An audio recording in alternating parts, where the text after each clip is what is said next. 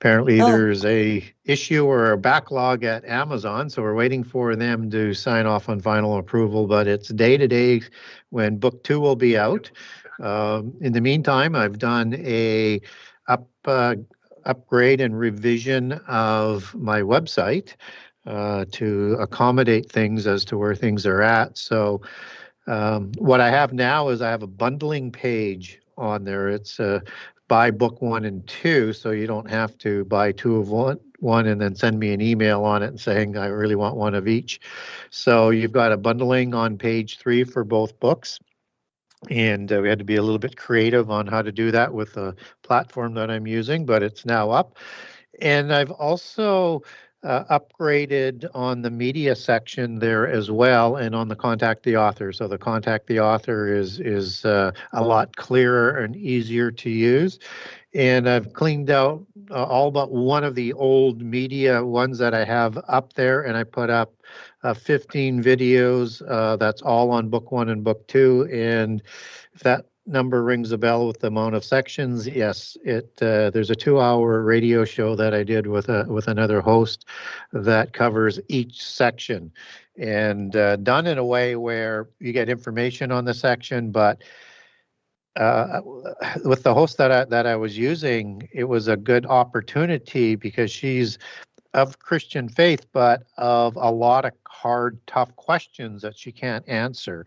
And so she uses those opportunities to put the question in the context in terms of the section, and then I deal with it. And I think it'll be, informative on a number of different levels. And then I'll be looking at what else I want to put up there for shows that I know aren't going to be taken down, so that I don't have to go through this on a regular basis. So I'll be selecting some more to go up on the next revision, because I will have the links up and the icons up for the Audible versions. That'll take you right to the Audible page to Amazon, and then hopefully, if we do it right, we'll have iTunes on that as well. So I've done some more work on the website. I think it's improving, and I'm trying to build it for the next book and the book after that. So. wow, it sounds like you're so busy as usual, Gary. That sounds like a good idea where you can kind of be able to coordinate it more, because I know you do quite a few shows on various different channels, right? And so it'd be nice to be able to track those and Yeah, the trouble is because I don't control them, and I don't have it on backup anywhere on the shows that I do, that if they get taken down, or the podcaster takes everything that they took down from, and they don't want to have anything to do with it, it disappears. So oh it yeah. takes constant maintenance from that perspective. So my choice is to try and work with some hosts that I think are going to be there for a long period of time and put those ones up, or maybe I have to, do my own ones on YouTube and keep that on a backup with myself, so that it's always backed up somewhere. Yeah, that makes a lot of sense, because the censorship and especially with these types of topics that we discuss, that even on our tiny little YouTube channel that we have, Hebrew Hawaiian, we've had things taken down, and we're like, what? Really? We only have like 1,000 subscribers. Well, and I did my first show with Jessica Knock out of the UK. Yes, yesterday. Things are happening so fast. I lose track of time and things. So I noticed on one of the AMA pages, she had put a note up there that she's unable to post the show that we did yesterday. We did it on Christmas, and other questions that the hosts were asking.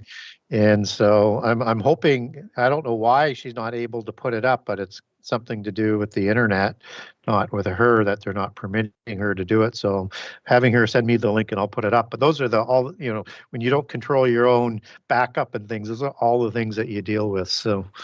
Oh yeah, I can imagine that. I bet you can't even count the number of shows that you've done since you first started. I cannot. I remember personally listening to you from the days when you were on, I think it was Now You See TV quite a bit. And that was when Rob was still with us. And I remember you used to be part of like a round table they would do once in a while. And we just thought it was so interesting. Then I started searching for your work on other YouTube channels, and I just was like, wow, he's all over the place on a bunch of different venues and it's just so cool because the information that you put out there can affect everyone, because these are things that like, I don't want to say normal, like the normal person does not go and research the Templars, or or research all the links to where they came from and who they are today.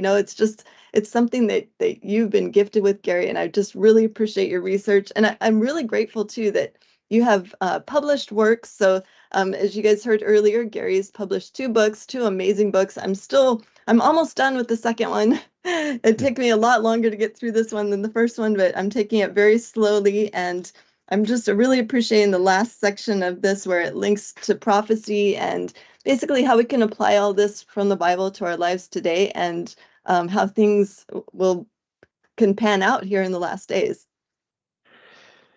Yeah, I'm very pleased with the product, and I'm very pleased with the reaction that I'm getting from the buyers and the audience on book 2. That they basically are saying it's almost like every page I get something that I've never thought about in that way, or something new, and they can't wait to get to the next chapter all the time because of all of the information. And it's really important that for me, that I understand I'm hopefully hitting on many of the topics that people have questions on, because this book was designed to be for Christians, and I did it because Christians wanted a deeper dive into the Bible, but in kind of the format that I was doing in book 1. So how to measure that up. And so for me, and I don't want to be too grandiose about it, but what sort of the goal is to create a book specifically for Christians and others if they wanted to read it, but it's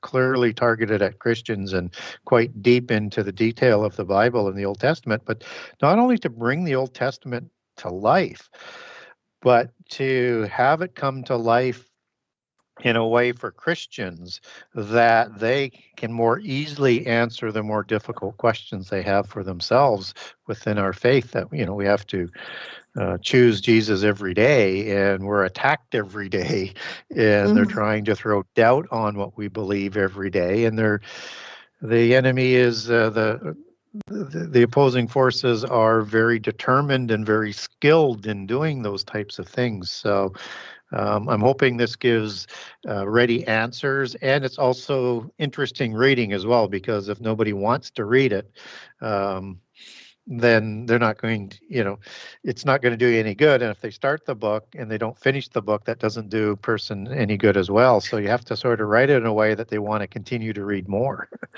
Oh, totally. I wanted to highlight real quick the chapter that I finished it last week, but I keep reviewing it just because I love this chapter, the King of Jerusalem title, that goes into, especially near the end, because this is something that I study quite a bit with learning about how the occult works, and actually who the figure of Baphomet is, and you lay that out just in such clear terms. I'm really grateful for this. I actually used this chapter in an online teaching that I did, I think almost about a week ago when I first read it. I do on live streams once in a while on Instagram, and so I read from this chapter, and everyone's just blown away. They're like, "Where can we get that book? Where can we get the book?" Because nobody is writing about this kind of thing from, like you said, from like a Christian perspective, for Christians, for believers that already have a background with a biblical background, but nothing like I think we talked about last time, the modern church does not usually dive into the Old Testament books. They tend to focus more on the Gospels, keep everything very light, keep people coming back to church. And if it's going to be all doom and gloom and freaky things in prophecy, it seems like that is something we are hungering for, but we're not getting that in the churches. So I really appreciate that about you, Gary, and your work.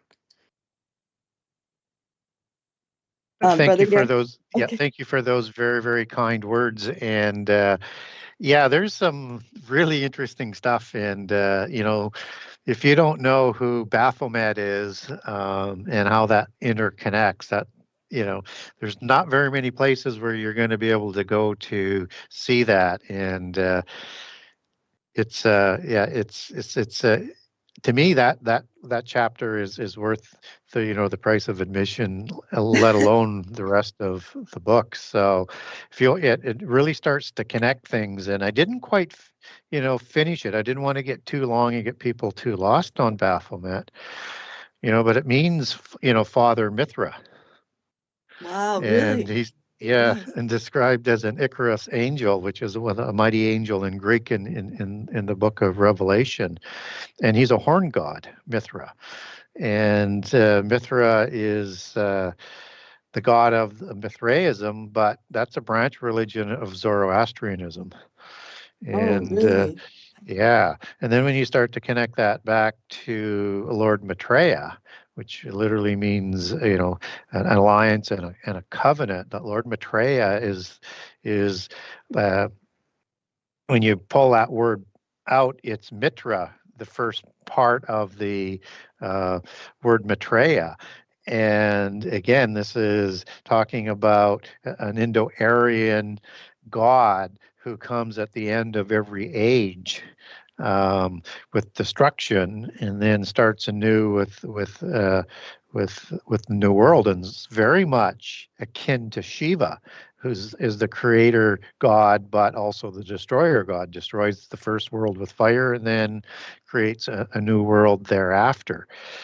And so there's a connection to the Lord Maitreya sort of allegory of the new Buddha and the incarnation of with the Antichrist in the end times. So it runs way deeper, but I might sort of finish that tale off in book 4. Oh, that would be great. That sounds familiar. Father Mithra, that sounds kind of like the god that Constantine worshipped. Is that correct? It is. Mithra. Well, he It is, right? combined Mithraism with or Mithraism with Christianity and some Egyptian overlays as he made his new composite religion as the state religion.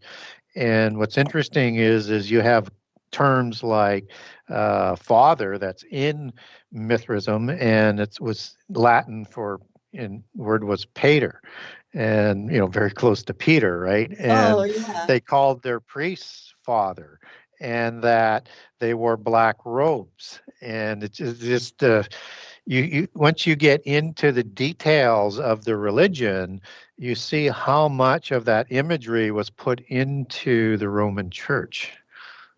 Including the Yes. birth date is December 25 for Mithra. Right. Oh, and Nimrod as well. Am I correct on that?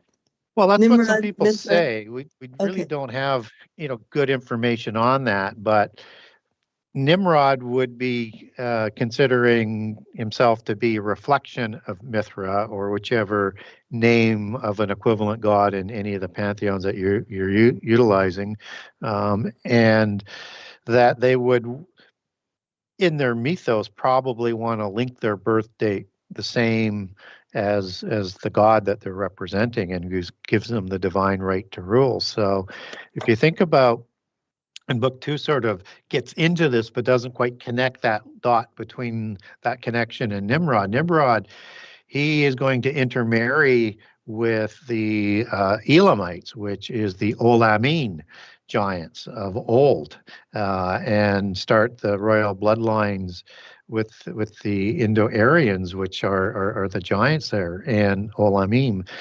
And what's interesting when you look at that whole connection is that this is the religion of Zoroastrianism that the Aryans brought to Persia and Sumer, and is the same religion that went to the Indus, and same people that went to the Indus Valley. So all of a sudden now, if that's the religion, which is the religion that crosses the flood that Nimrod introduces as well, is so if they're worshiping Mithra at that point in time, and they are, and it's part of the names within some of the lexicon in the old writings there, that means he probably did accept December 25 as his birth date, whether it was or not. Wow. Wow. Now I could do my own Ask Me Anything with you for like 2 hours, Gary. I just have one more thing that you said, because before we move on to the questions for everybody, I'm sorry. In the chat, I wanted to apologize. As soon as Gary starts answering questions, I will write down the questions that I see in the chat coming in. So just one real quick, it set something off in my brain when you said that they like to connect.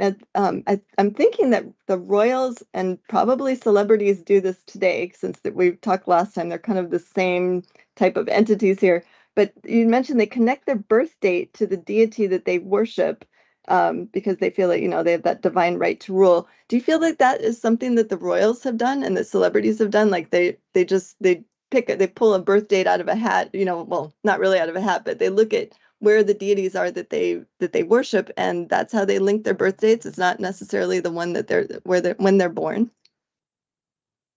Well, If that makes any sense. it's hard to know, because we don't know whether or not they present real birth dates or not. And Mm-hmm. so one of the things that celebrities and actors and royales of the belief system try and do, they try and be channels for their ancient demigods. And Yes. so it makes sense for them to align for that, or maybe believe that that's really their birth date through the demonic presence that they're dealing with, and trying to channel and reflect. So it's a distinct possibility, but I can't confirm that they do that. But Right. I can confirm that trying to create offspring is done in mind with series of dates that might clump together that would be important in the belief system, and Wow. in years that would be important in the belief system. Yes. Okay. Wow. Thank you so much for that, Gary. I'm going to get into the questions here, and then I'm going to start answering or start taking down questions in the chat for you. First question is from Rush Lech. He's asking, and looks like two questions actually. First part of the question: does everyone have a guardian angel? The whole concept is a really interesting sort of concept of guardian angel. One thing we don't see in the Bible is the term, at least translated as guardian angel, except for maybe one, which would be the anointed cherub, that would be understood as a cherubim, as a guardian or a watcher angel. So we don't really have that understanding sort of biblically as very clearly written doctrine. But you can infer it to a certain degree, is that if we look at those watcher angels, and there's the archangels, there's the seraphim, there are the cherubim, and there are the ophanim, four watcher groups. The watcher groups are the ones that are ever awake before the throne of God, and they are guardians of the throne, as well as watcher is also defined. And cherubs were guardians of Eden, not necessarily described as a guardian angel, but they were guarding Eden, so they're guardians of Eden. And so Michael is an archangel who is in the presence of God as well, and part of the watcher groups, as I mentioned, and he's understood as a guardian angel. And so is Gabriel in the applications and in the definitions. So they are part of the watchers who are guardian angels, so to speak, but not specifically designate of a guardian angel, except Michael, perhaps you could say, is specifically assigned to the Israelite people, as the book of Daniel talks about. So that's about the way you would get there. So typically, though, we understand guardian angels not as just Michael or just the archangels. Typically, people would understand that concept as the messenger angels, and the ones who administer to humankind and creation. But again, we don't get doctrine that that's what those angels do. I do think that angels do intercede at God's bequest in lives, but again, we don't get the notion that one is specifically assigned to each individual. And I'm not saying that there isn't. We just don't get biblical doctrine for that I can find. So I'm not necessarily against the idea, but I'm a bit careful with it because it is very much a belief system in the occult. And as it sort of reflects the understanding of the pantheon and the fates of people that are held within the pantheon.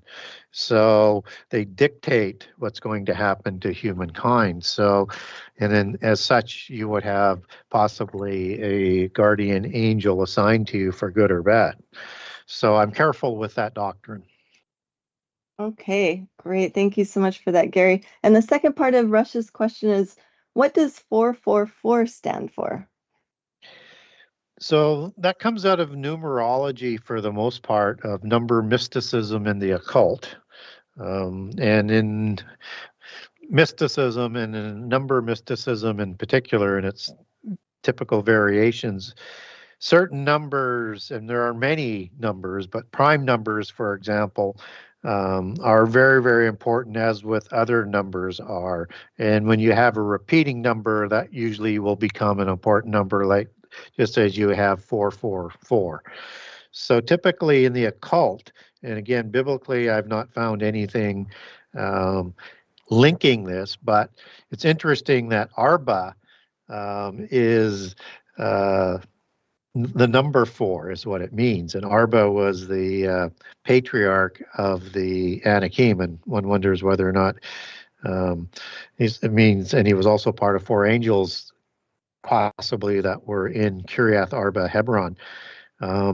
And there's also an extension in Hebrew of how that works. So 4 and 40 work together.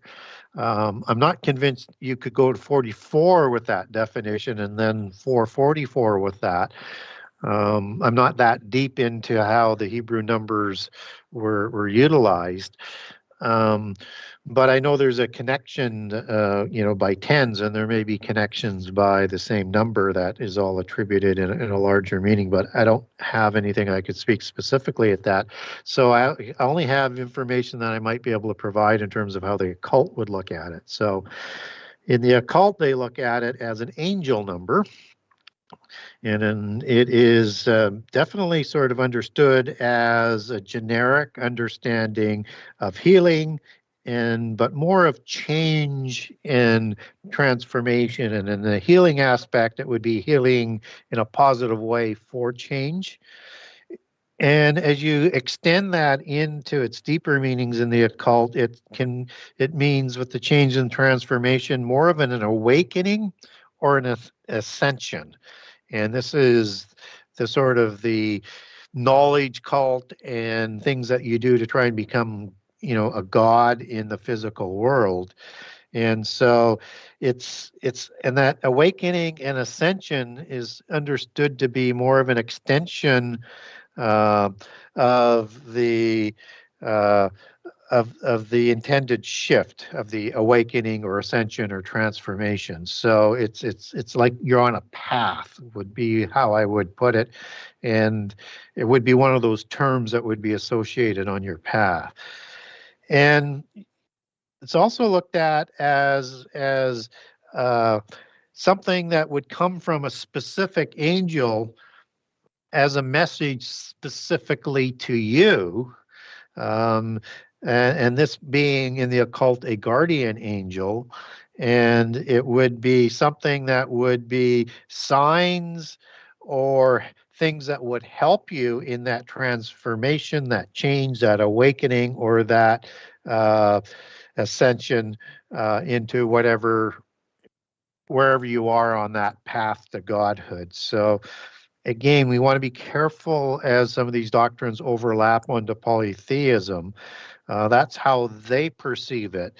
And so, which is, again, it all sounds really good, except that when you're ascending, you're not going to be ascending into heaven as an angel-like being, and you're trying to do what the angels do as they become a physical being in the physical world. So it's different. So because I don't have enough information to say that that would work from the loyal angel side, I'm very careful with the whole concept. Wow, I love it that you linked it to Arba. I didn't even, here we teach Hebrew and I didn't even link that that is number 4 as well. So thank you so much for that, Gary. And all your other information was awesome. Next question is from Donna Smith, and I believe she is in the chat right now. Do you have any thoughts on Trump, Elon Musk, and Pope Francis all seeming in alliance? Well, we know certainly Elon and Trump are in an alliance right now, and I'm not convinced the Pope is on the same side of the field as Trump is at this point in time. I think his description of the U.S. election between the two presidents was a choice of evil and more evil. So I'm not real convinced that he's in on it. Now, you can look at some of the things that the Pope is doing and say there's some directional commonality there.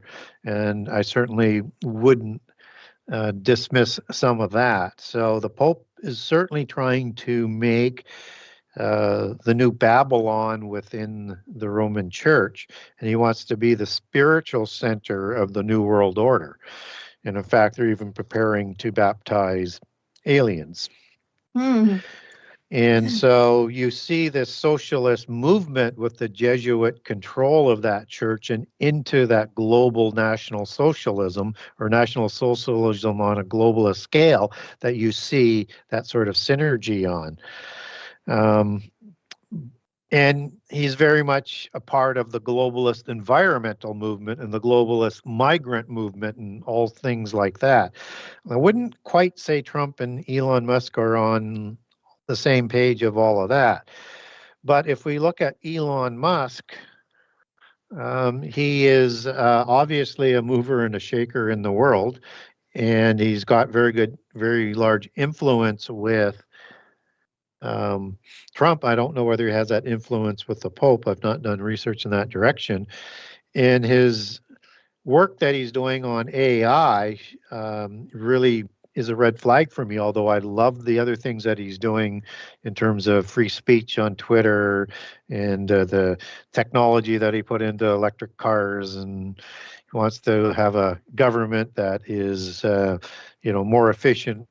Those types of things I have no trouble with, but his response to what Elon's response to what he described as Google's creating evil AI, his response is what I'm going to do to challenge that is create another company and create good AI. The problem with that is I don't care who creates AI, it's a bad idea and it's an existential threat. And so I would look at that as white hat and dark hat, which is a typical way the polytheist people who rule this world cattle herd us into a direction through poles apart positions. And by doing that, we end up being pushed in the same direction. And that's kind of what that good AI sort of thought press. And the Neuralink is another part of the hive mind concept that the Davos crew last January at the B20, and many of the G20 was there as well with representatives. We're talking about within 10 years, they're going to have the ability to communicate with each other without talking. So that's either by bringing back the old beehive mind with telepathy or technology that is being created to move that on. And again, when I look at some of the things that he's working on, I have reservations on, and so I always watch. And so with President Trump, it's kind of similar. I mean, I like that he will create a better environment for Christians, that he'll create a better environment for free speech, that he'll get the economy going, and do a lot of really good things. But he's not opposed to the new Nephilim world order. Right. He will do things that will move in that direction, just as he did in the last term. And so it may not be moving as fast as if you had the left wing in power, but it's still moving in that direction. And so is that, again, that cattle herding that goes on. So even though I like a lot of things that President Trump did and what I'm hoping that he's going to do, I am still not going to sort of just say this is, just this is a president of the right. This is the president of Christians. I want to see more, and I'll make my judgment more afterwards. But I'm very careful with our leaders that they don't deceive us. Thank you for that, Gary. Yes, we need to really pray up and make sure we're not deceived by these leaders. I actually saw a kind of a scary title for a book. I was just doing some searches on Amazon, and I can't remember the name of the author, but someone wrote a book about Trump, breaking down Trump's name and how it means like ruler of the world and Prince of Peace or something like that. I was like, wait a minute. No, that title only belongs to one person, and that's Jesus Christ, Yeshua.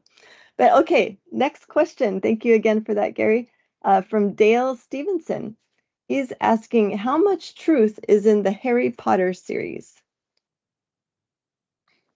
It's a really good question, and I think there's a lot of truth in there, but we need to understand the concept of what is happening there. And it's kind of like writings that people like Tolkien and Lewis wrote, and it's called mythopoetic or mythopoeia. Is the is the name of the type of writing that they did. And you might even look at the Da Vinci Code in a similar kind of fashion. So they're thought to be fictions or stories written based on mythology.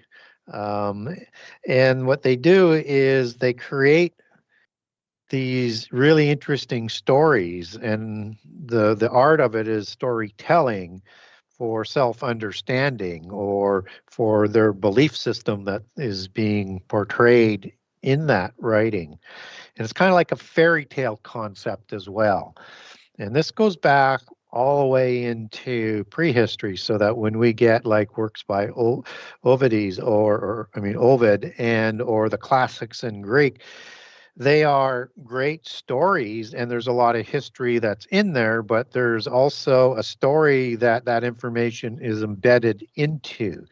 And so typically you need to be a polytheist adept to figure out the true stories on what's going on through the allegories, the characters, the statements, taciturn language, taciturn imagery, I should say, and things like that. So what they do is they write great fictional stories based on real events, based on real characters, based on real locations, whether they're allegories for them or not, or closely worded associations in terms of the naming and the timing of it.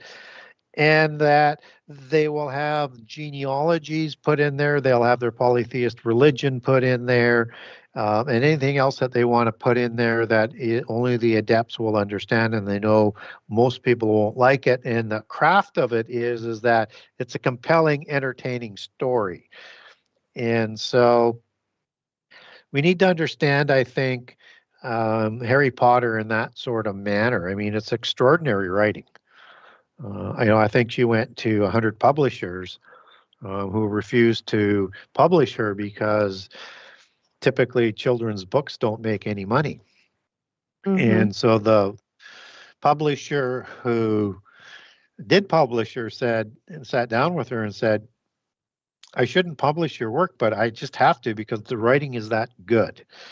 And of course, it turned out to probably be the best decision that that publisher ever made, and the biggest break for her that to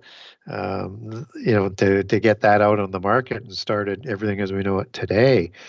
So when you're seeing names in there, when you're seeing locations, when you're seeing concepts and understanding concepts, and how things are described in events and powers, these are based on fact. The story is fiction, but it holds so much of their belief system.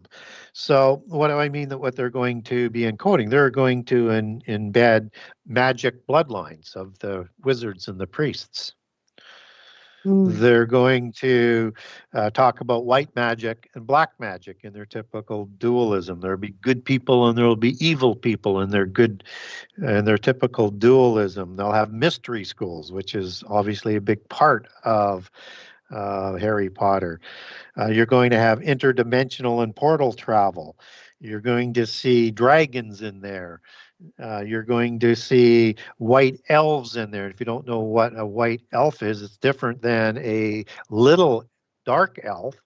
White elves are typically understood as Tuatha De Danann, and just as they're depicted in the Lord of the Rings as white elves, they're taller, but they're not depicted as giants there.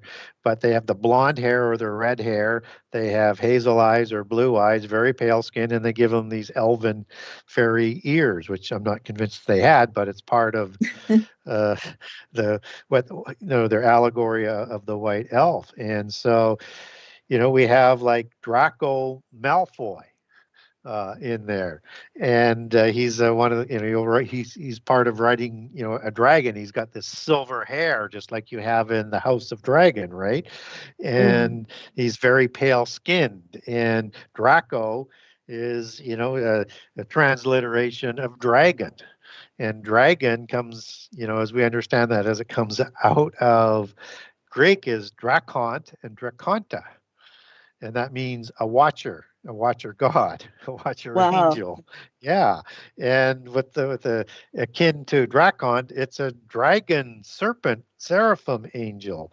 And if you get Dracula as part of that and another type of that kind of writing in Bram Stoker's work, I mean, that means son of a dragon.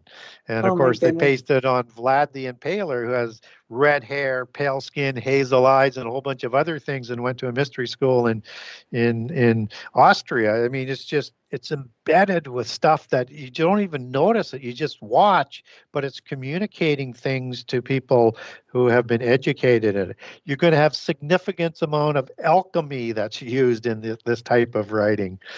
And so you're going to have, ancient knowledge, ancient hidden knowledge that they're guarding and they're working with and they're developing, that came from the antediluvian epoch. So you could go on and on and on. So, I mean, magic wands, right? I mean, from Hollywood. Wow. Right?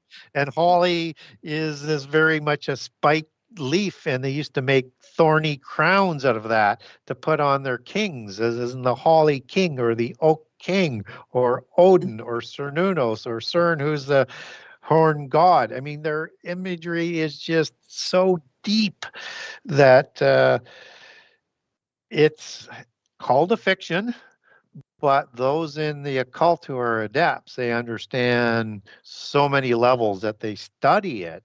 There are so many layers to it. Yeah, and to me, it doesn't seem like, I mean, it's called a children's book, but it doesn't really seem like it would be for children, which, when my kids were little and the Harry Potter series came out, I would not let them participate in the study. I wrote letters to their teachers saying, no, they're not ready for this. This is not a third grade material, teaching children how to cast spells on whatever. And also, too, from you saying all of that information that you just shared, are your thoughts the author has got to be involved with the royals and the occult in some way to know all this stuff? Yeah, and again, I would look at Lewis and Lewis and Tolkien would be classic examples, right? So they show up at Oxford in the 1930s, early or late 20s, and there's no way anybody who's not very rich and wealthy is going to be at Oxford. Right. And then they're going to join a Rosicrucian Inkling Society to learn their craft of the writing. They already have the knowledge. They just need now to learn how to do the writing. Well, you're not going to be part of a Rosicrucian order if you're not part of the secret societies, and they have no connections to secret societies at the Freemasonry level that they sort of like to keep us focused on. But you would be considered ready and knowledgeable if you were of a bloodline, and they would call you a 32nd degree adept of the old York system, where 3rd degree versus 33rd degree of the Scottish Rite, 3rd degree of the York Rite is first level of adept. And they're not allowed to take their adept title until they're 25 to 30 years old. So they would be way higher when they're at 18 or 19 or 20 or 22 in terms of the degrees than anybody at the Rosicrucian level. That's probably somewhere 7, 8, maybe 9 at the most. And they would be classified at 32 because they have all of the knowledge. They're just not old enough yet to receive the adept title. And so that's why when I did the Tolkien and Lewis series, first of all, I did, 4-part on it that just talks about many of the things that they include in this mythopoetic style of writing. And you get characters like Bacchus and the fawn. Those are those goat gods that we were just talking about, satyrs, right? And portals and all sorts of different things. I won't go into that. But I also do a commentary on each of Lewis's and Tolkien's bloodlines, and they are royales. Mm-hmm. I agree. And I'm thinking Rowling has to be also because that's just way too much correct and accurate information with all of those connections you just made for someone that is not, Yeah, there's no way they would have all of that, and it would be consistent with other writings.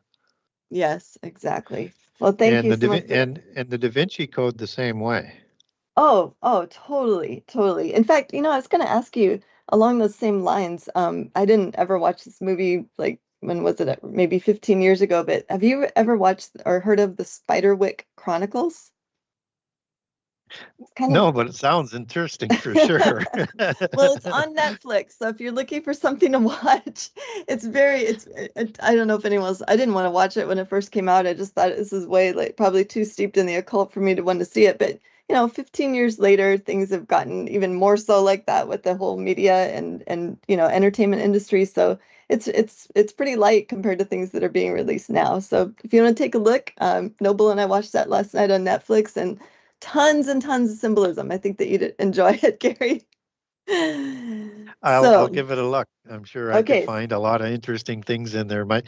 And what I do when I watch these kinds of shows, and basically all of our entertainment is some sort of brainwashing of some form. Some form is I'm looking for what are they also communicating within the story. And it's amazing how many things are in pretty much every piece of entertainment and literature that's put out. Oh, yeah. Yeah, this one has shape-shifting going on. It's got goblins and trolls and you can tell it was done about 15 years ago. It's not as high-tech as movies are today, but I think that you'd enjoy it. It's interacting with all of these beings and you can only see it when you put up a certain stone to your eye. I mean, I think you'll enjoy it.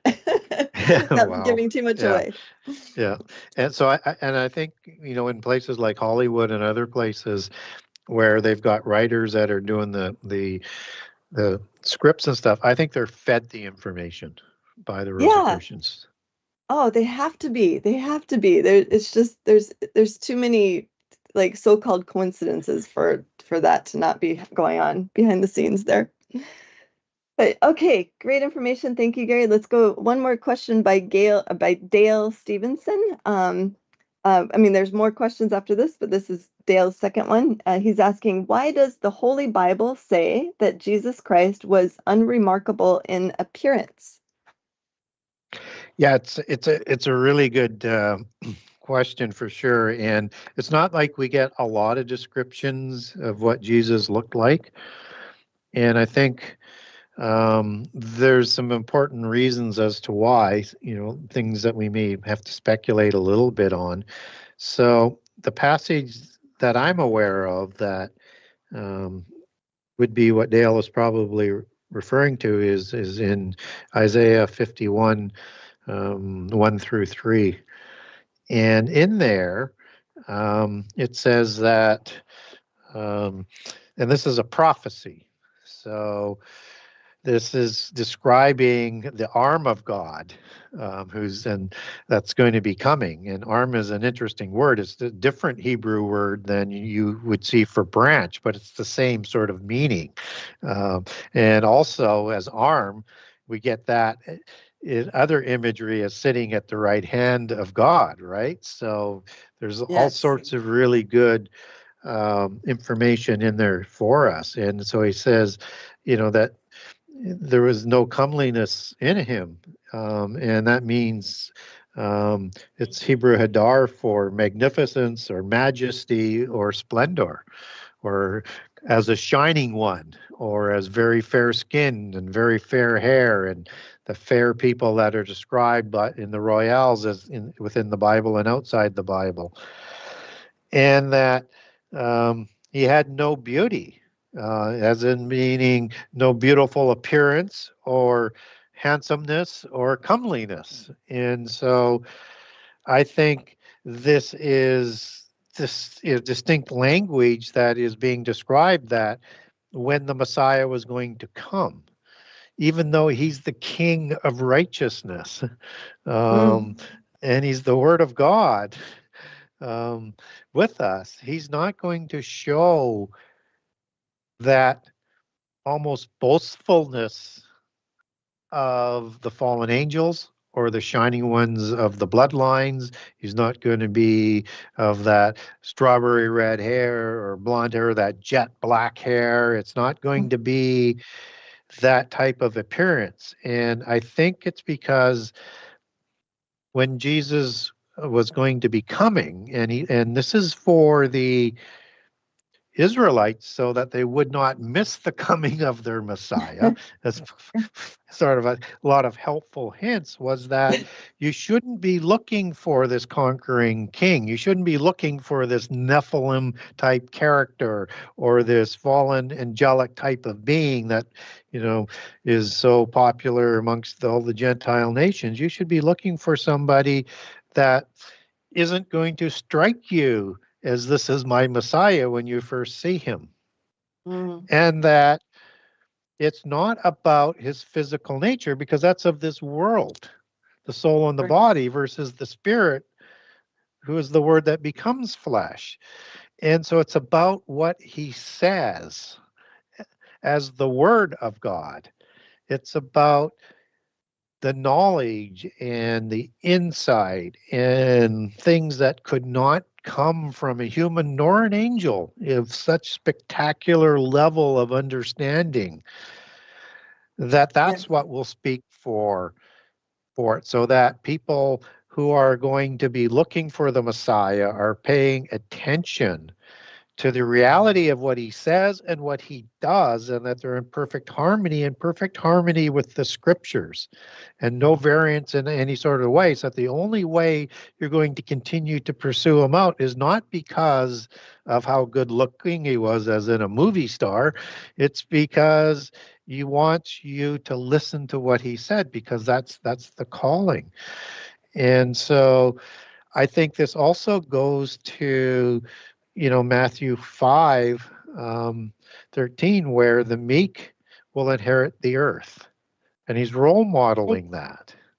And so I think it's done in the humbleness of the commission that he's come for, knowing that even though there will be a choice to crucify him or not, that he will be crucified, because he's Alpha Omega. And he's there to be completely humble. So there is no pride. And it's all for the perfection of the sacrifice of the lamb and the meek. Yeah, I really like that what you said about how he wasn't coming for the impression visually. It was because he is the word. It's all about what he's saying. It's all about what he's sharing and the gospel that he brought. That makes so much sense to put it that way. So I really appreciate that, Gary. Let's see. Okay, we have about 3 minutes till break. Maybe you could start answering this question. We'll see how far we get. From Greenwood Holding Company. Any thoughts on the connections made between Babel and NASA? Yeah, it's a really interesting sort of question, and there's a lot within NASA that has a lot of commonality with Babel, and people may not sort of first get there on the saying, well, how could there be such a connection there? But Nimrod was trying to build this tower using technology and knowledge to reach into heaven, and you can't build mud bricks, whether they're dried in kilns or not, that's going to be able to get into the physical first heaven, let alone the second heaven outside of the firmament, let alone into another dimension where God lives. And so, NASA is wanting to go into heaven, right? That's part of what they're in, they call it space, but it's into the heavens.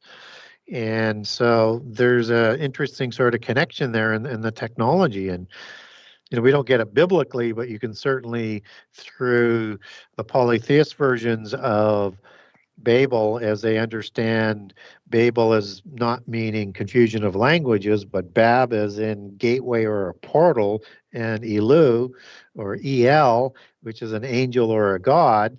So Babalu, as the Chaldeans would spell that, transliterated into English, that means a gateway or a portal of the gods or to God.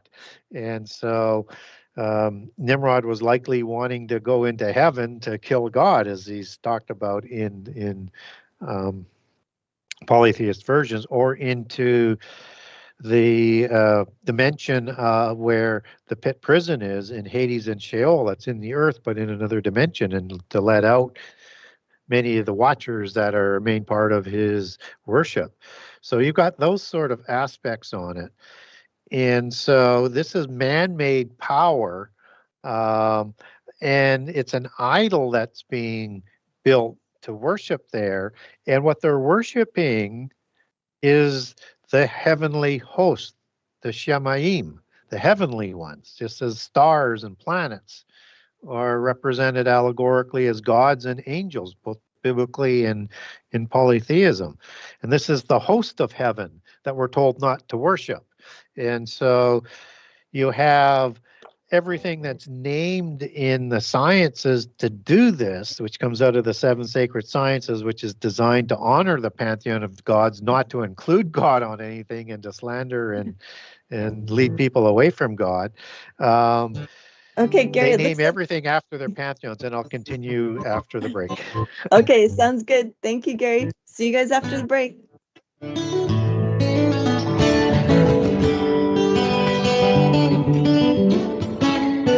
Listen to Revolution Radio at freedomslips.com, and we'll be right back after this message.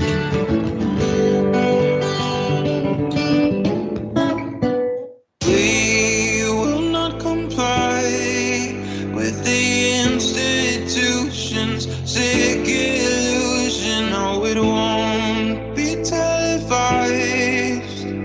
Welcome to the revolution.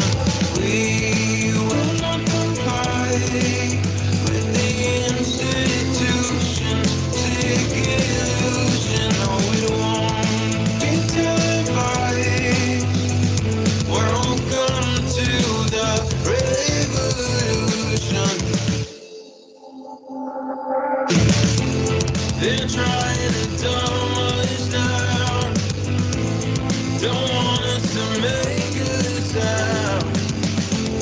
We gotta get out of now, 'cause it's a revolution. Revolution.radio, freedomslips.com.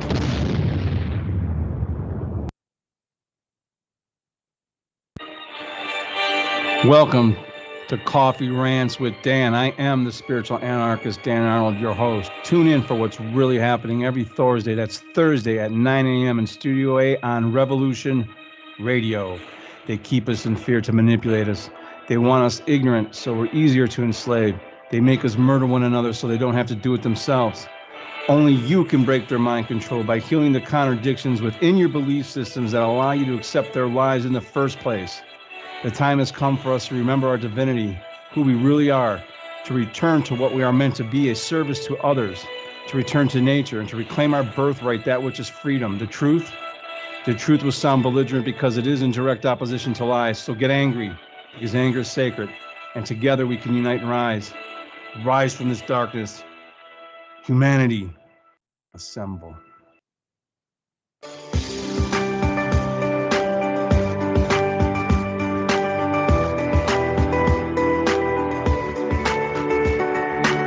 Transcending time and space, let us take you to the place inside your mind where thoughts divide and mysteries unwind.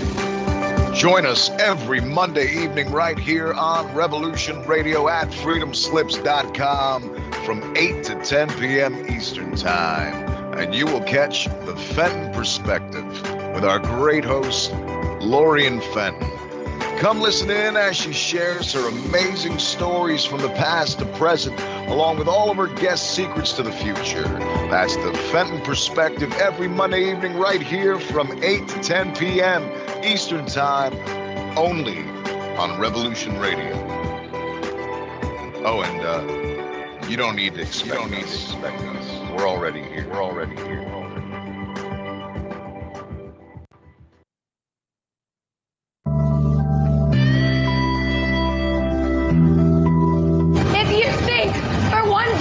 That the Capitol will ever treat us fairly.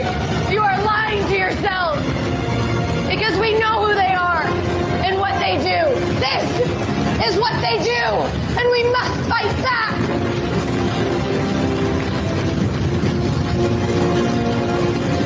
You can torture us and bomb us. Fire is catching. And if we burn, you burn with us. Good evening.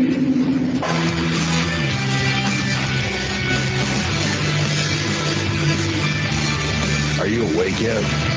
I hope. We've tried and we've tried for years and years. Resistance and loud voices to make a change. The time is over. Your governments around the world have no other goal than to decimate your entire existence at the hands of the bankers and the elites. The war is coming, and it's your choice to decide if you want to be a warrior or a victim. Denial is not a choice anymore. Revolution Radio, freedomslips.com, the #1 listener-supported radio station on the planet. Not giving up. Revolution Radio.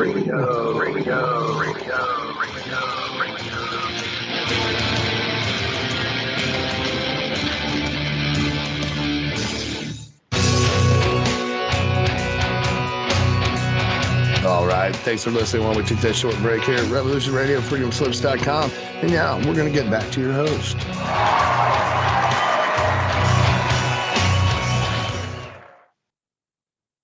Hello, welcome everyone again. We are back from break and we're continuing our Ask Me Anything, which we have monthly here on Zen Garcia YouTube channel, where Brother Gary Wayne, author, researcher, our friend, he's an amazing speaker. He's written some amazing books. You can find the links in the chat that Sherry and Tammy have put in there so graciously. If you'd like to read Gary's work, he was mentioning he's bundled these 2 books together, so that makes it so much easier. And they're great gifts if you're looking for gifts for family members or you have friends that love to research. These are great books to give them, especially like Gary said earlier, they're geared toward Christians, toward believers. But then again, if you have non-believing friends, I'm sure they would enjoy it as well, because anyone can relate to these books if you live in the world. And here we are living in the world. So Brother Gary, he was just finishing probably maybe halfway through answering this question right before our break from Greenwood Holding Company, wanting to know any thoughts on the connections made between Babel and NASA. And so, Gary, if you'd like to continue answering that, some great information, and we're just so glad to have all of you with us again today. Yeah, and just to continue with where we were, and I was talking about, they name everything after their pantheon of the gods, and they do not enter the name of the God of the Bible in anything that they do there. And they don't give God credit for anything, which is the polytheist and the mystical side the goal was to lead people away from God, to not give God credit for anything, to slander God and to honor their pantheon of the gods, and which is why they name everything after gods and their history of polytheism within NASA's programs. So, Mercury program, Hermes is understood as Mercury in the Greek history. Wow. You have the Apollo program, which is the sun god, and Helios is, the main focus of NASA as overall sort of ideology of the sun and everything between the sun and us. And they'll name things like, this destructive asteroid that may have been or once was thought to be coming towards the Earth. They called it Apophis of the Egyptian pantheon. Wow. This is this is part of the MO of a polytheist influenced organization. You can see that on our universities today, right? Right. Everything is named after the gods in their belief system. They use architecture of the beast empires of Greece, of Rome, of Babylon and Persia, and of Egypt. They have a degree system there, which is polytheism. Right. So if you want to get a master's degree, you graduate in these black robes that we were talking about. Yes, I've been through one of those. You swim in the polytheist belief system on a campus, and again on the campus. And just as this was the goal of the development of the 7 sacred sciences that was formed into mysticism, that mysticism comes out of, it's designed to lead you away from God. And it's designed to dismiss or slander God and to not give God credit for anything. So you can't have them in the discussion in science, which is sort of antithetical to the understanding of considering all ideas in science, except that if it's not from a polytheist biases. Right. Right. And the last thing is to honor the pantheon of the gods. So I kind of digressed a little bit there, but I just thought I should explain myself. And that they're there to honor the Shemaim, which is the heavenly ones. It's the plural of Shema for heaven. Shemaim is the plural, and it can also be understood as heavenly ones, the stars and the planets, but not the loyal angels that they're going to honor. It's the Nephilim. Just as Nephal is, as Satan was described as falling from heaven in Isaiah 14, that word fall is, or fallen, is Nephal. I am would be the male plural. So they're going to honor the Nephilim of the Shemaim, the fallen ones of the heavenly ones. And that they're wanting to move into heaven at the time of Babel, or have that technology to do so, just as Nimrod was an archetypical Antichrist figure. And just as I think we might be in the fig tree generation today, we're able to go into heaven in a different way. Maybe we'll get to portals and technology like that perhaps was being done at Babel. But that's reserved for the Antichrist. That's why Nimrod's tower wasn't able to be finished. And that in Daniel 8:10, he's actually going to go into heaven where God lives and throw down some of the starry host and trample on them. And in Revelation 12, this is the same timing at the midpoint of the last 7 years, you're going to have this war in heaven.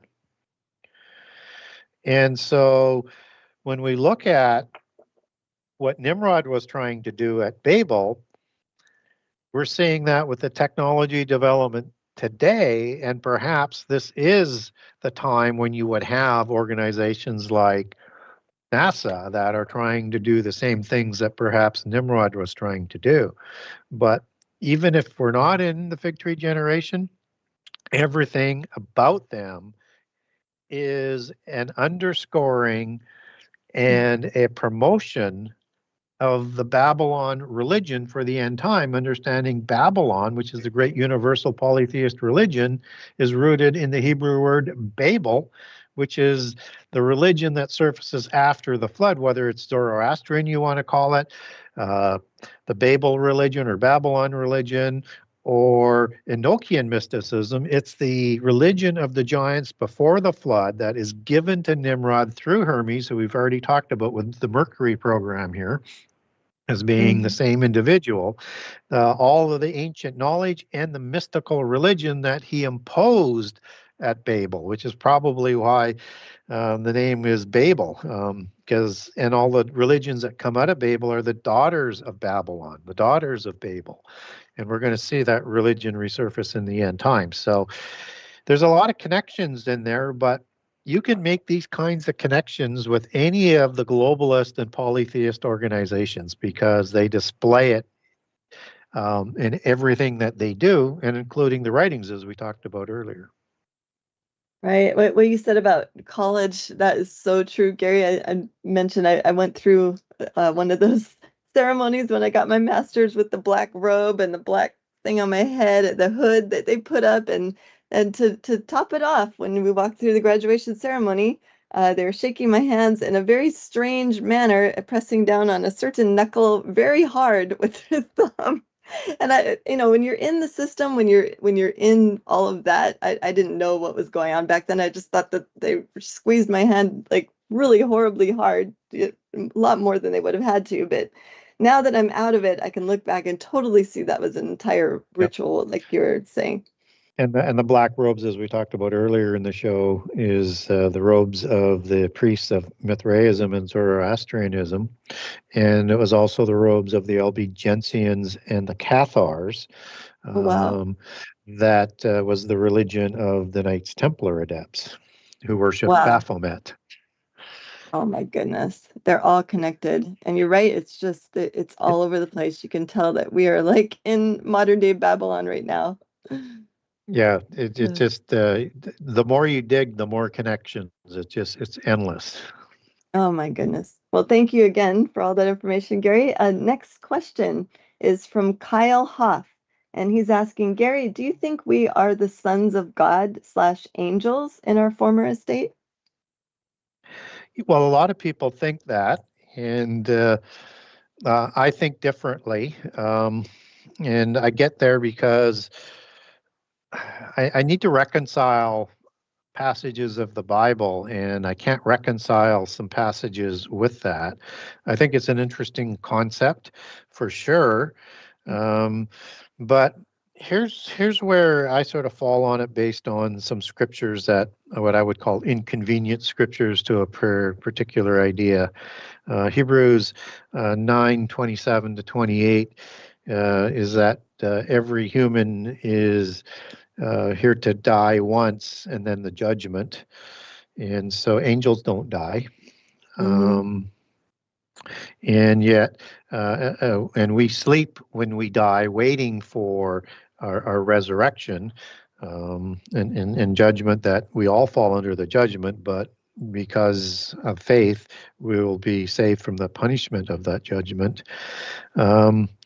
And angels are already immortal, right? And so they wouldn't go to sleep. I mean, if they disappear from the world as we understand it today, that only means that they're at the pit prison, or they're still here, but we just don't see them, even though they're still interacting, the ones that aren't in the pit prison. And so they're not sleeping somewhere in heaven. They're still active. And we know that there's at least a third of angels that will have rebelled by the time of Revelation 12.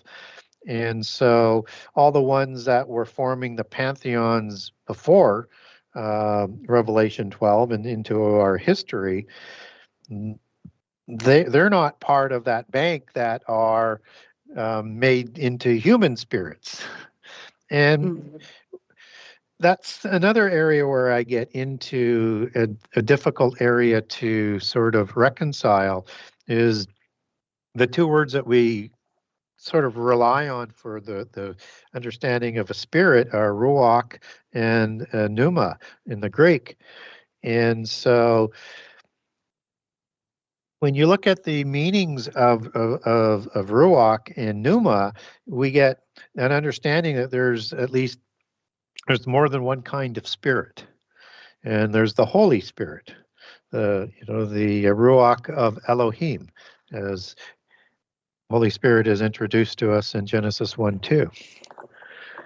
And Jehovah of the Elohim in 2:4 is another aspect, and then you have El and Elyon for the Father. But so this is the Spirit of God, and that's one kind of spirit, and would be sort of ha-ruach, the Holy Spirit, so to speak. And then we also are told that humans have a spirit, but that's different or an extension of the Holy Spirit, depending on how you want to understand what the Holy Spirit does. And you also have spirits, as it's defined in the Hebrew, for animals, which is different than humans. And then angels are defined as spirits. And in the Greek version of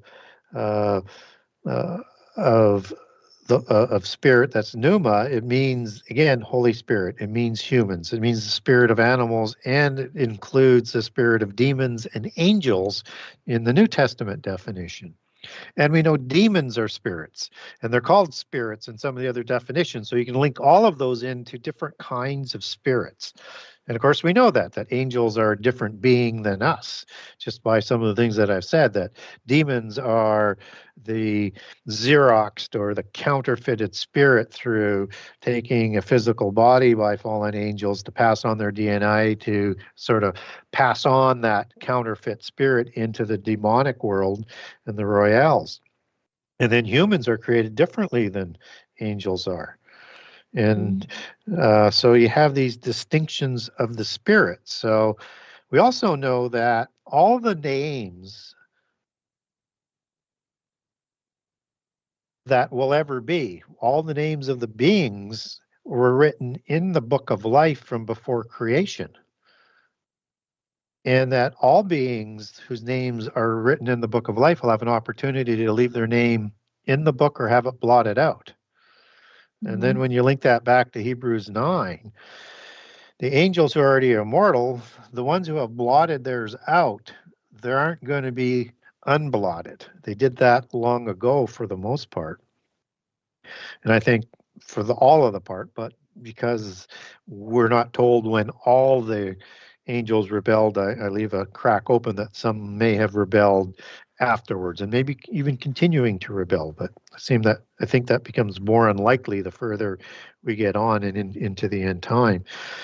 And that we only die once and then the judgment. So this is saying that we were put to sleep in a death-like state sometime in the past and are back again. And again, we don't really get scripture for that. So I would say that, that and other passages would suggest that we're not the sons of, you're not the sons of God in former ages or the former estate at whatever period of time that is. I think we're a distinct being that was created. And then a distinct of a distinct species with the Adamites, with the breath of God, the breath of Jehovah of the Elohim breathed into us for this special commission to be part of the plan to resolve the angelic rebellion.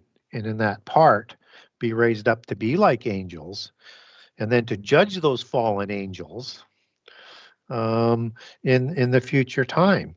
And so I think, again, the further you dig into it, you have to deal with all of these other questions and issues. And I guess if somebody can deal with all of that and have it make sense, fine. I've not been able to do that, so I don't think we are. But it's a really interesting idea for sure. All right. Thank you so much, Gary. Next question from Greenwood Holding Company. Any thoughts on God's sovereignty? It feels like we aren't attributing all things to him. Yeah, I don't think I would put any sort of concern on God's sovereignty because he's Alpha Omega and he's the God Most High. There is none like him. And so he knows the beginning from the end. And when he decided to create the angels, as they're talked about in Psalms 104, before creation, and that the angels, are still loyal and rejoicing in Job 38, 4-7, before the rebellion, that he knew before he even created angels, before he even created humans and other life forms and the spirits attributed to them, that all this was going to happen. And he chose to do it anyways because he knows how it's going to end. And what he wants is an end result where people, where humans and angelic beings have chosen to be with God. And with that, as we're told, particularly for humans, one might think the loyal angels may not need it, but I would not, in my speculation here, I would not be surprised if they were to have all of the laws written on their spirits and the hearts of their spirits as what we are promised with the resurrection, so that we can sort of stay on the straight and narrow, so to speak, right? Right. So otherwise, why wouldn't it happen again?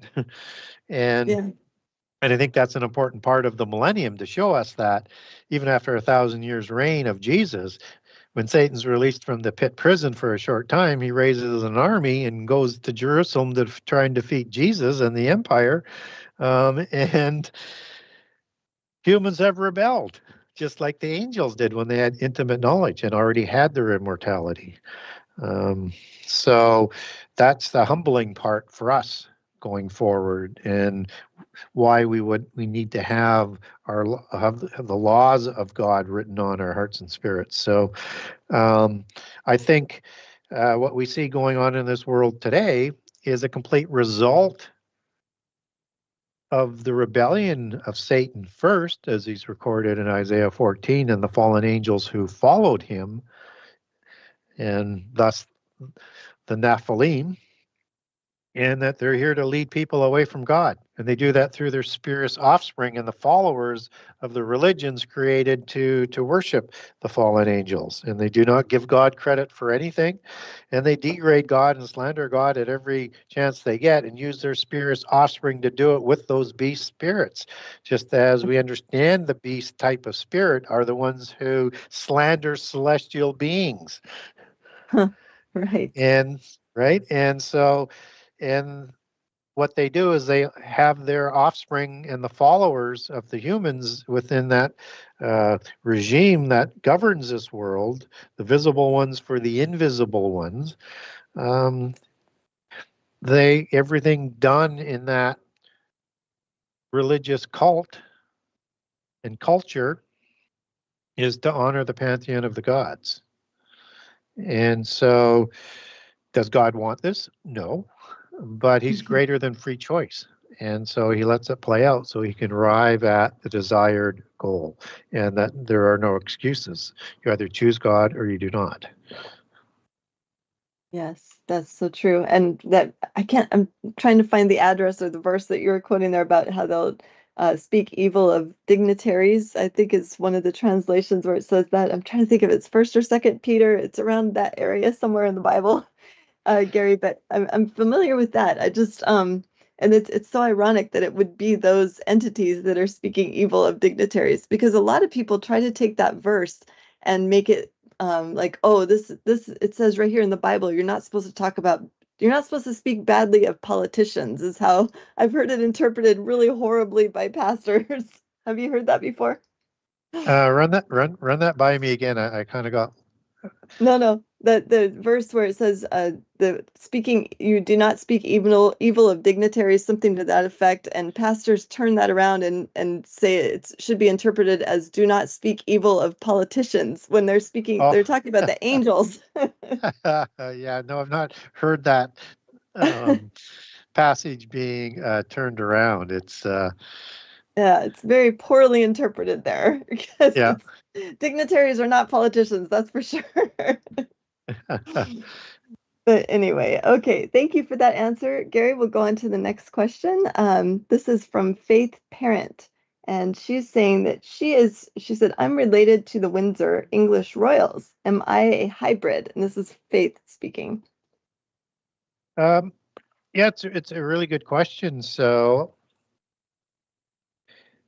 I think if you have genealogies that go back to the royals, and if you take them at their face value and of what they chronicled and state and support with their elite sort of status, an elite being a group of people above us that rule, and it's a very interesting word in itself. You have L in it, and then ites, as in Israelites. I would say that's a deliberate term inserted into the English language. Maybe from Hebrew it should be the Elim, as they would call themselves. So if all of that's true, and I think there's a good case that it's probably accurate that they at least believe they're the descendants of the Nephilim and the fallen angels, then DNA that would go with that, as in the specific genes being passed on by the gods and the fallen angels, that gave them initially distinct traits of a large category, but that those genes are still there today, and why they track their genealogies. And so this is like the gene of Isis, right? But the further we go, the further intermarriage with humans has had to be redone. So you could make a better case for pure understanding that the original Nephilim were hybrids. They're hybrids of angels and humans. And then the Rephaim after the flood would be similar. Again, hybrids of angels and humans.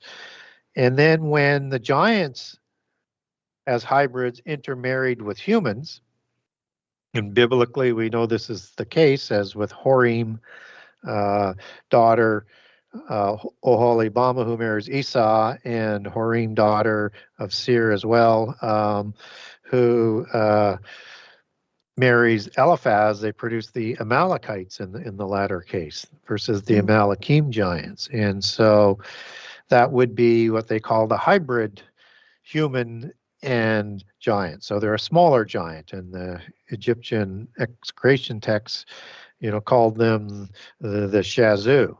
And they're also known as the Amau and the Shammau in the junior houses. And these were 7 to 9 feet tall. So those would be hybrid humans and giants. So depending on who the royals actually are, do they actually go back to a specific Rephaim? You could call them as descendants of these original hybrids. But the more you intermarry with the lower level of bloodlines and humans to prevent diseases, then the more you move away from that whole look. And so there may be some genes and manifested blood types that comes through the genes. And there's many genes. You could have the cretogens, which is from Zeus, which would have produced the Herculidean bloodlines of kings, the Gyges, and ones where Gog and Magog come out of after the flood. You could have the Julia gens, which is back through Caesar and Augustus, back to the 100 families of the Roman senators, back to Romulus and Remus, whom Mars would be the patriarchal god there, and in Greece it would be Ares, and that's the Julia gens. You have the Elbe gens, and there are gens all around the world that would be distinctive of this genealogy. And of course, the more pure the bloodline, the closer you would be to that hybrid. But again, because of intermarriage, you move further away, even though there may be some genes that are still in there. So yes, you could possibly look at yourself as a hybrid, but very low level, and certainly nothing that would affect your ability to be saved.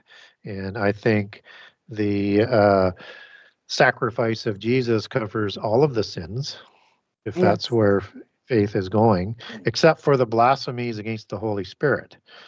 And that could include the creation of hybrid beings, but that doesn't mean you would be not qualified for salvation just because you innocently received physical attributes from your father or your mother. And even in Israelite law, you can't carry the sins of the father past the third or fourth generation.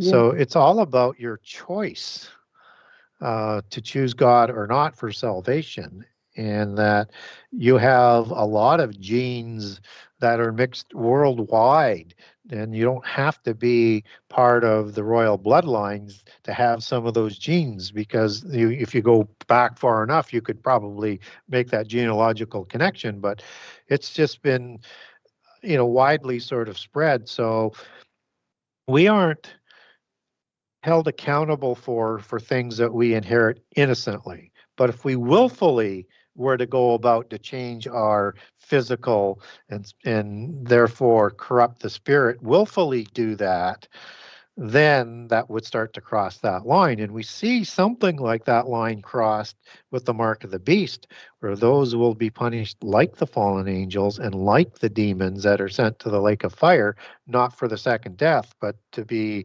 punished forever and ever. Yes, it's a willful choice.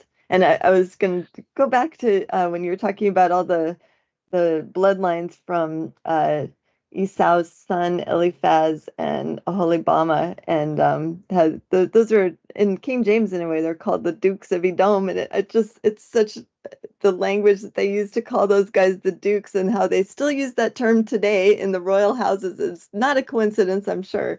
Oh, it's not, and it's an important, and an archduke. Duke is even higher. It's the highest level, right? And that gets you back to, archangel. So, and that word Duke is the Hebrew word Aleph, which in the occult they'll transliterate into elf or fairy or the elven bloodline, and its root word for Aleph is elf, ALF as we would translate it, but it could just as easily be transliterated as an E, but the phonetic sound is essentially the same anyways. And the Catholic Encyclopedia calls those bloodlines the Alephim, with the IM plural. And I don't look at that as a coincidence. And Genesis 36 is outside of the table of nations, and you have a nation of the Horim, which aren't in the table of nations. And the Hebrew is Hori, singular, Choriy, and all of the giant names are singular for a plural or a tribe. So Raphaim would be Rapha. And Arba for the Anakim isn't in the table of nations. So you have seer, which goes back to the Hebrew word satir, which is a derivative out of the goat god Satir or Satyr word, is the father of Timnah, who is giving a pure blood matriarchal bloodline that's going to become the matriarchal elven bloodline, start a new dynasty of the Amalekites. And she's a fairy queen, right? That's how you get to that whole sort of terminology. Right. And so all of that is there to make sense of these tribes and things that are showing up in the Old Testament. But if you do not have a human patriarch, you are not listed in the table of nations. And the only 9 tribes in the table of 70 nations in Genesis 10 and 1 Chronicles that are listed, there's 9 that are patriarchless. And those are 9 Canaanite tribes. And the reason why they are patriarchless is the same reason that Arba isn't in there. These are hybrids versus the actual giants, another distinction, but important distinction. And so, you would have, like, as an example, the Jebusites. That goes back to the Hebrew word Jebus or Yebus, as it would have been pronounced more closer to in the Hebrew, with the Y sound. And that's singular again, and that is thought to be an individual that they were named after. And so, again, that's typical, is that the Amorites would have been named after Amur or Amuru, depending on, or Amori, which, again, Emoriy would be the spelling for Amorite, singular, in that whole phonetic understanding. And that was a giant in the Ugaritic text as the part of the assembly of the Titanu, one of the servants of, which are all giants to the gods. And Amur is also one of the Baalim listed in the Ugaritic text. So it starts to make sense as to why those 9 tribes are patriarchless, because they have Rephaim patriarchs. And we see that example happening with this Amalekite tribe, only this time with a male and a Horim or Rephaim female. So you can imagine it would work both ways that way. Wow. And then for everyone listening, if you like Gary breaking all this down and tracing all of the genealogies of the giants back to their patriarch that's not in the Table of Nations, read his book, the Genesis 6 Conspiracy Part 2. Like, the first entire section is dedicated to this. And I really appreciate that, because you read all these books and the genealogies, and I mean, I for one used to skip over all that just because I didn't understand who was who. But now I love focusing on that, because you can connect the dots so easily that way. If you have time, and if you have drive to break everything down, or you can read Gary's book, because he does it all for you. So I really appreciate that, Gary. Thank you for that answer. When I found the pattern, it was, I didn't believe that this could answer so many questions that people would pose as contradictions in the Bible. And so just to sort of wrap that up with one example, because it has that issue with pretty much all of these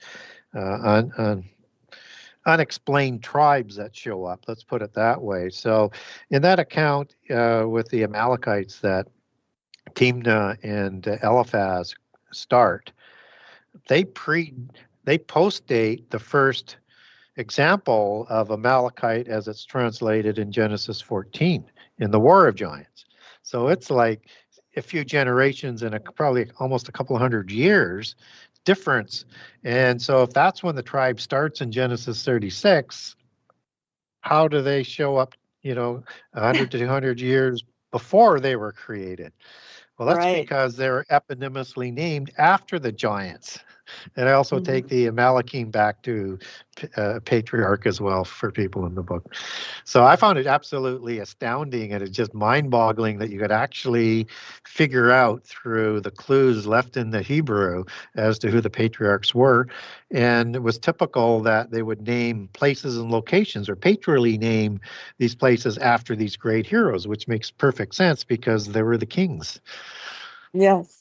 Yes, and it makes sense too that the translators, I'm thinking Francis Bacon, of course, as part of the royal lineage himself, would want to have all of this included in the Bible that he translated. So he wanted to make sure, but it has to be only for those who take the time to research and connect all these dots like you do, Gary, to totally understand it, which is, I'm sure the adepts like knew all this and knew what Francis Bacon did, and that's why they just call it the most celebrated, English work of the century or whatever that was for the King James, along with Shakespeare's writings, of course. Yeah, well, and again, it answered even more contradictions for me. Like, people said that the Hivim were the same as the Horim, and then there's these Hurrians that were supposed to represent both. And what I looked at it and I said, no, they're associated, but they have different patriarchs within that one tribe for these specific Hurrians, or Hurim as I call them, or the Hivim or the Horim. And they all have a specific patriarch name that shows up in the Bible. That's a singular form of it. Yes, oh, totally. And that brings us to the last question that was submitted from last month. I've gotten a bunch of new questions here from the chat. But first, before I go into are you okay to answer a couple of questions that have been submitted so far, Gary? Oh, absolutely. I'll take as many as we have time for. Yep. Yeah. Okay. But first, I have a question for you. I wrote this down. I thought, okay, I want to ask this first, and then I'll get into some of the questions that have been submitted today. So, and this is a question that came up when I'm reading that particular part in the book that I'm on right after the King of Jerusalem chapter, where you go into a little bit with the Reformation and the players in that, and Johann Andre, I believe you speak about a little bit, and that name is so familiar to me because I was raised in the Lutheran church. My dad's a Lutheran pastor, and we studied tons and tons of information about Martin Luther, the whole Reformation and everything. But now, looking back and seeing who the players were, knowing that Martin Luther's seal is identical to Rosicrucian with the white rose and the rosy cross in the middle, and knowing his connection to that the other Lutheran pastor who's John Andre, who has the connection to that book of the alchemical wedding, or the chemical wedding of Christian Rosenkreuz. I'm connecting all these real quick before I ask the question. What are your thoughts on the Reformation being what I would call a false flag event, Gary? Yeah, it's a really good question, and I want to be careful with this because I think the underground secret societies and Gnosticism were at perpetual war against the Roman Church, and this was a significant way to weaken the Roman Church and to lessen their power, right, and to create rivals that would take pressure off of the polytheists, which the Rosicrucians are. And so I think it's very likely, and let me just sort of back up a step, that if you're looking at who is running the church, who is running the local churches at that time, are average people, I would say, not humans, as opposed to the greater royal family. It's all the royals who run everything in the top two classes that included the priest class. They're the only educated ones. You weren't educated if you were just mundane and human, right? So, a normal person. Yeah, so one should not be surprised that there are so many popes who weren't good popes, or why there might be this bloodline connection to the Reformation and to other breakaways and issues involving the church and the weakening of the church, because they controlled all of that. So it's that inner sort of dualism. They got control of things to control the people. They made sure that you couldn't read it in a language, and they made sure even after that that you as part of it, and before that, I guess, that you couldn't even read. So Right. even up until the 60s, the Roman Church, I mean, everything was spoken in Latin in the church.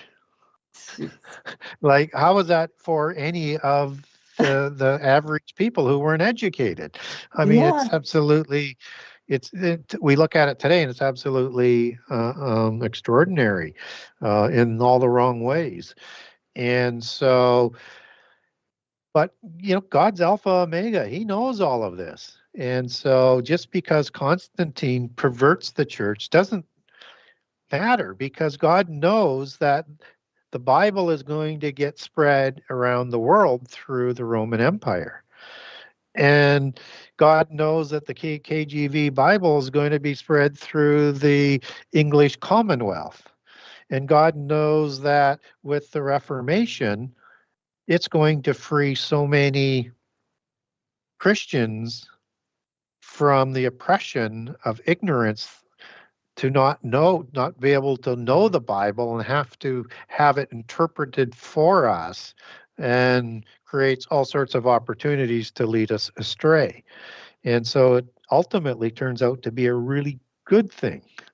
And so all of this is playing out all through free choice, but try as the polytheists and the royals do, they can't snuff true Christianity out. That's the amazing thing. Doesn't matter what they do.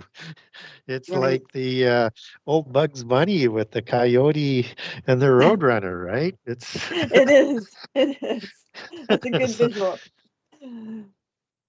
Wow. So Okay. yeah, so don't be too shocked. I mean, but and I may speak about it lightly. I mean, but all of this was cognizant dissonance for me as I'm going through and doing my research on things. And it takes a while to get by this. And you say, okay, no, I get it now.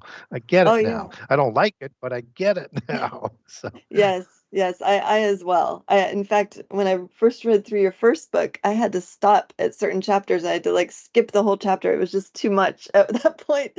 But of course, I would go back and read through the whole thing several different times. But yeah, it's a lot, and I can't even imagine you doing all that research. Which I think maybe did that contribute to why it took so long to complete the first book, Gary?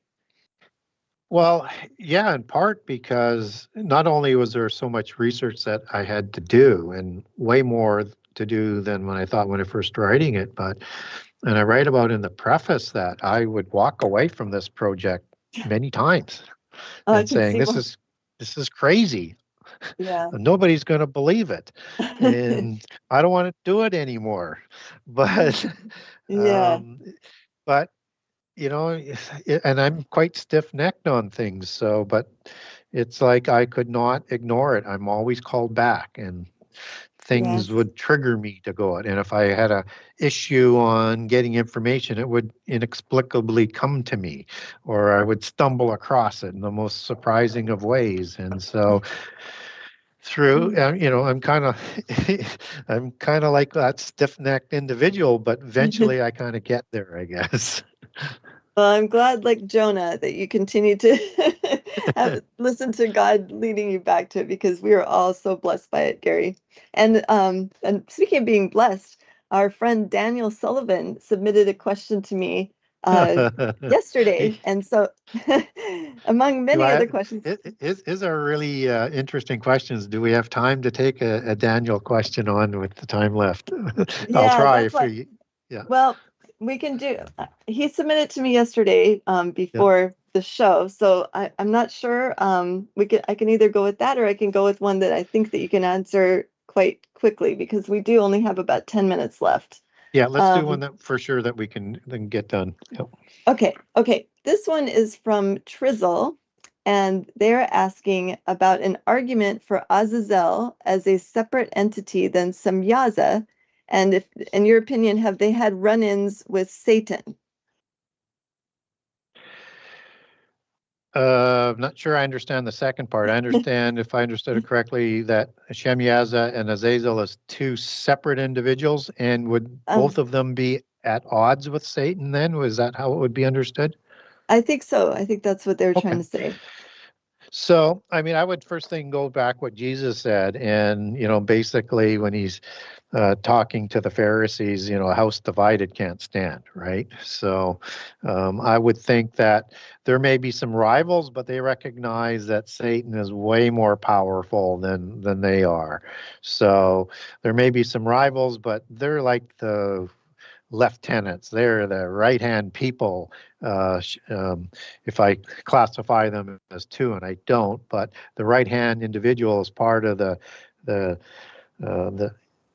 key seven angels that would be supporting and overseeing the other rebellious angels. So I look at them as, and I would say Azazel has a lot of traits with and descriptions as Satan has, which again would show you how closely they are related in terms of working together. And so Shemyaza seems to be one of the corruptions of first Enoch as it comes down through history. And it seems to be more of a title than a name. And I think it's one of the titles and one of the meanings of Azazel's name. And when we look at the Shemyaza name, it doesn't end in EL, which typically angelic names would fall under. And so Azazel is it's a combination of Azal, which means goat, and Azaz, which means strong, mighty, and stout, and powerful, and connects back to Ez, also meaning goat. So you have this strong goat angel, right? And he's degraded from likely a seraphim angel to a satyr, and just why he's depicted as Baphomet, as a goat god, and a satyr. So when we look at Shemyaza as it shows up, and you get several different forms of Shemyaza in the Book of Enoch in different spellings.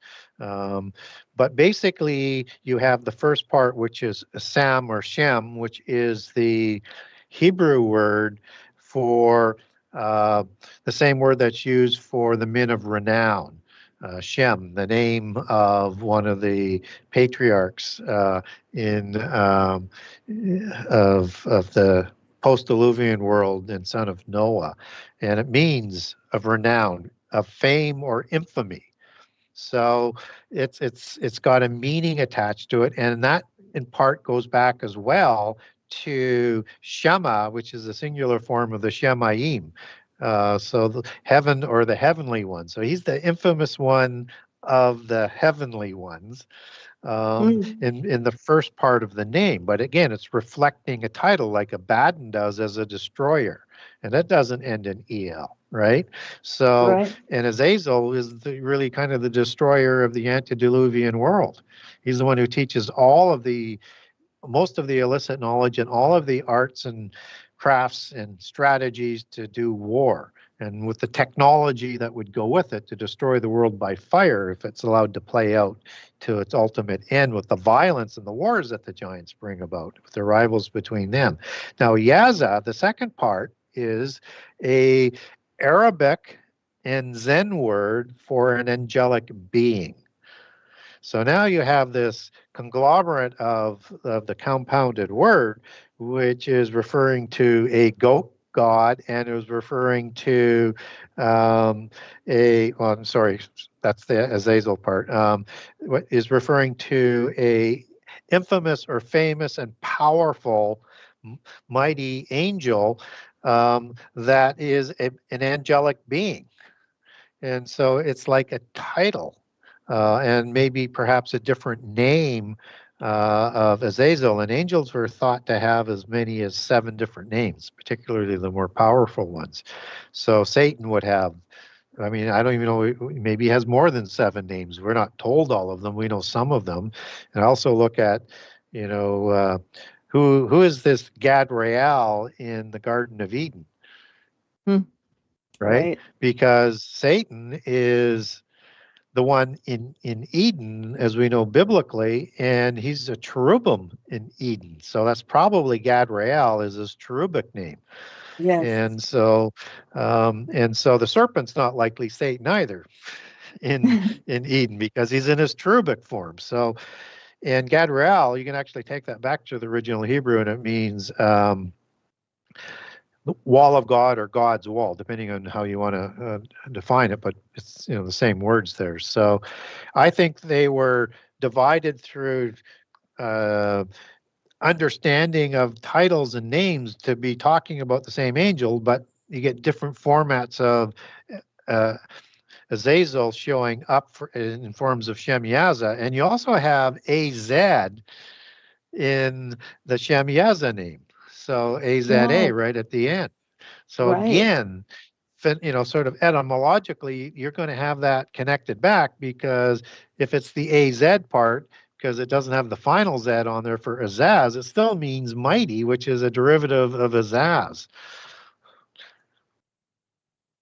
Right. Wow. That's an awesome answer, Gary. As usual, it is a little confusing when you're reading the book of Enoch, first Enoch, and then you're going back into the one time that Azazel is mentioned in the book of Leviticus, and only in certain Bible translations, right in there. A lot of them is just in the notes in the bottom, right? Just a scapegoat. Exactly. Yeah. Yeah. So it's a little confusing when you see these two names and they sound kind of similar, but until you break it down like you just did. And why does a scapegoat, as it's translated, have an EL at the end of the name? Right, exactly. And it's a goat that's being sacrificed that has no explanation why it's being sacrificed, because the first goat is being sacrificed for the Israelite sins. So that's covered off. Why do they sacrifice another goat? Yes, exactly. It's for the antediluvian sins. We have, I don't know, we have 2 minutes. I think this one would be kind of quick. Elizabeth Simpson is asking, are some of the elites actual fallen angels? I don't know if you could do that one very quick or not, Gary, but that seems like it would be a kind of cut and dry.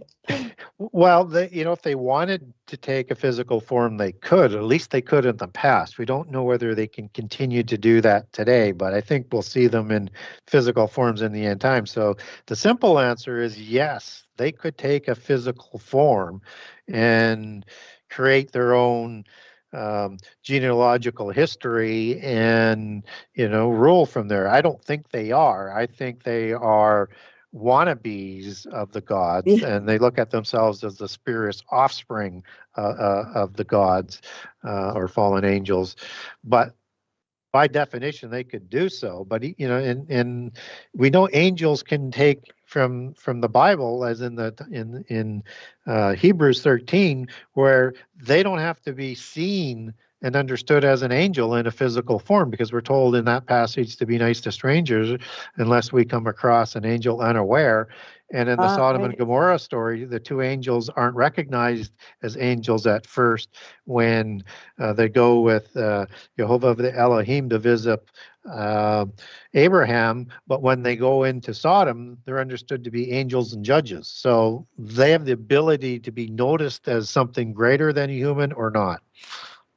Yeah, exactly. And like you broke it down earlier of how their bloodlines, that's what gives them that sense of having a divine right to rule, because their bloodlines that they trace back so meticulously to all of these other Rephaim tribes. And of course, their fathers would have been the fallen angels. So that makes so much sense. Thank you so much, Gary. We've had a great time today. We had a good show, lots of awesome questions. Thank you again to everyone in the chat, for Sherry and Tammy being such wonderful moderators. And thank you, Sherry, for putting up all the links and everything for Gary. And we'll see everyone next month. If you have any questions you'd like to submit, you can always send them to me via Facebook. We've got quite a few questions all lined up for you, Gary. And thank you again, brother. We'll see you next time. Terrific. Shalom. Thank you.